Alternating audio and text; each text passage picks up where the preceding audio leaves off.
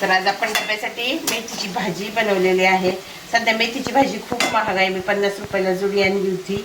आता तुम्ही पाहू शकता मी छान अशी निवडली, त्याला शेंगदाण्याचा कूट, मिरची, लसूण, मीठ असं घालून ती छान अशी फ्राय केलेलं आहे। आणि नंतर मेथीची भाजी स्वच्छ अशी धुवून टाकलेली आहे। तुम्ही पाहू शकता किती छान असं मेथीच्या भाजीला हिरवा हिरवा रंग आलेला आहे। तर आता ही मेथीची भाजी आपण चपाती किंवा भाकरी बरोबर खाणार आहोत। तर आपल्या चॅनलवर आपण मेथीची भाजी ही अपलोड केलेली आहे।